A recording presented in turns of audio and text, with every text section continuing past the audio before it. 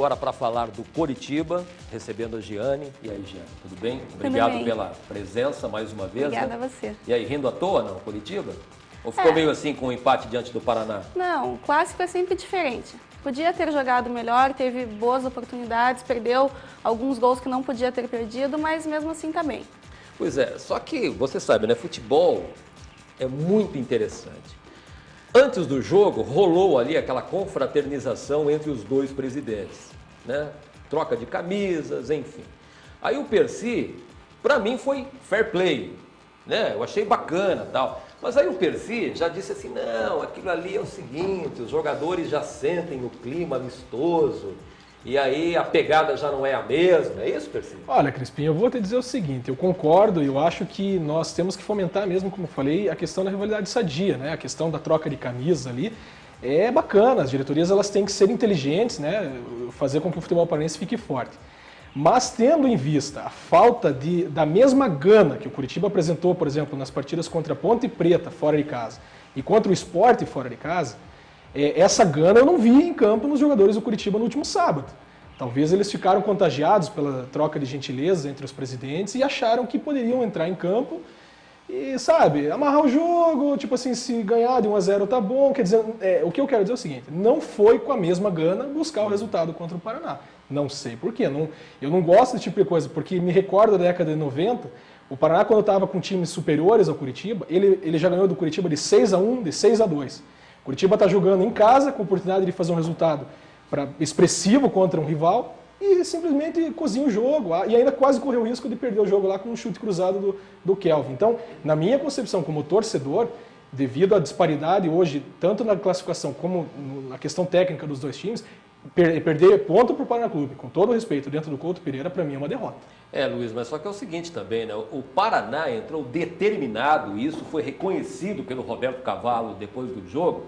O Paraná entrou primeiramente para marcar e não tomar gol, né? Tanto que no primeiro tempo foram 14 escanteios do Coritiba contra apenas um do Paraná. Pois é. O que talvez possa ter acontecido para os jogadores do Coritiba é achar que o Paraná de domingo era aquele que jogou na Vila Capanema e no Couto Pereira, principalmente no primeiro semestre.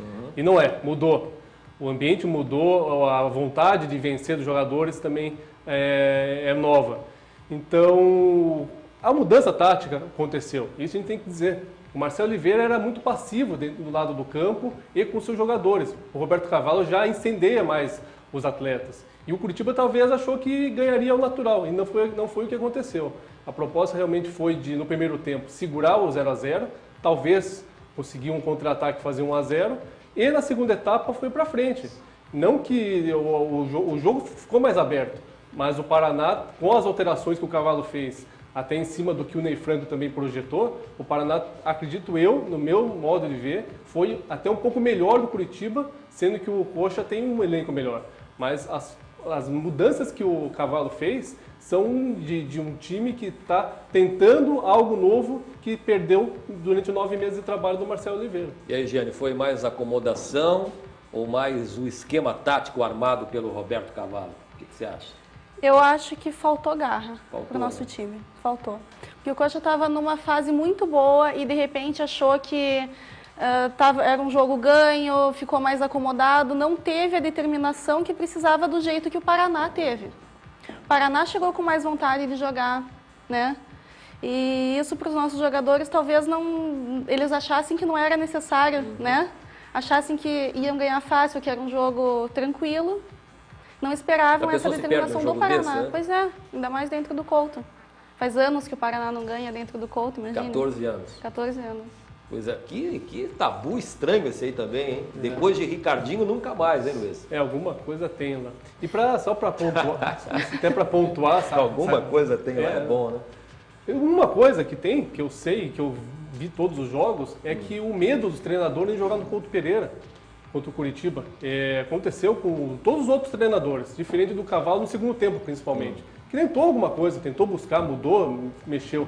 E uma situação tática que eu observei foi nos escanteios defensivos. Até que você citou, teve 14 do Coritiba. Em todos, o Cavalo deixou 3 jogadores no ataque e um para puxar o contra-ataque. Quer dizer, diminui o número de jogadores do Coritiba dentro da área, aumenta o espaço para o goleiro sair, para pegar a bola, para armar o contra-ataque. Por que eu falo isso? Porque o Marcelo Oliveira deixava um no ataque. Legal. Ô, Caco Mazzani, e aí, esse Coritiba aí para pegar o São Caetano?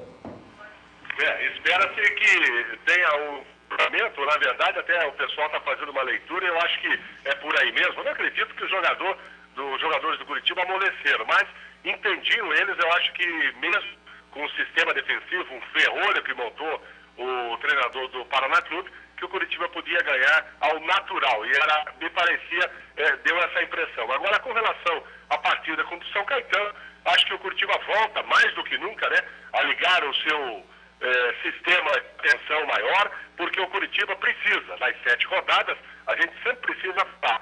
Está no caminho certo? Está fazendo uma ótima campanha? Está. Mas tem que conseguir os pontos necessários e quando a campainha soar, quando a sirene for disparada, é sinal daí que o Coritiba subiu. Para isso, precisa vencer o São Caetano e precisa vencer o Bahia. Aí não fica, na minha opinião, com dúvida nenhuma, com problema nenhum e fica já solidificada a sua volta para a primeira divisão. Agora, para isso, precisa entrar com muita determinação.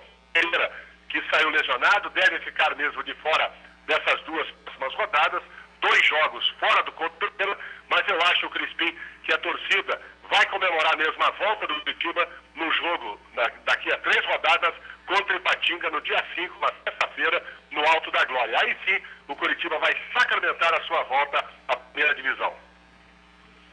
Isso aí, Caco. Até inclusive no site Colchonautas lá eu escrevi uma coluna, porque o Coritiba fez uma campanha durante a temporada de recuperação que ela é inegável. Foi campeão estadual, está liderando a Série B, quando os prognósticos todos eram negativos ao clube.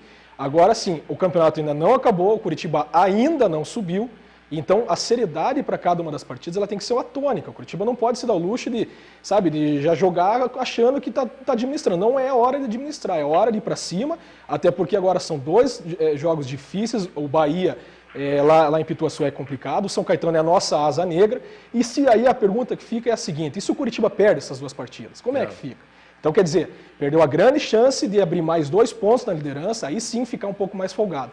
Então, assim, legal, a campanha é ótima, o clube está se reestruturando e tal, mas seriedade até o final, gente, é o mínimo que o torcedor espera. Beleza, Caco? Ô, Crispim, só para dar uma ilustrada, para ver como o pensamento do Ney Franco, dos jogadores, é realmente de que a coisa ainda não está resolvida e que precisa. Ontem teve um evento do Conselho do Curitiba e do Deliberativo e também o pessoal do Executivo e foi feito um papo com o Ney Franco e o Ney Franco falou uma coisa que eu achei super interessante. A certa hora foi pedido lá, foi trazido um violão para que ele encerrasse aquele encontro. Ele falou, me desculpe, eu não vou tocar. Quando o Curitiba, oficialmente, numericamente, estiver na primeira divisão, eu toco o meu violão e canto a música. Tá falado? Pô, se tá falado. Muito bom, cara. É isso aí. Um abraço. Ô, Janaína, você estava lá? Você Tava. como conselheira do Curitiba? Tava sim, foi bem legal. Foi isso mesmo? Foi uma conversa bem descontraída, tava o Edu Brasil como convidado e o Ney Franco. E o Caco era o mediador. O mediador, né? É mesmo. Bem divertido, umas histórias bem engraçadas do futebol. Puta, imagina.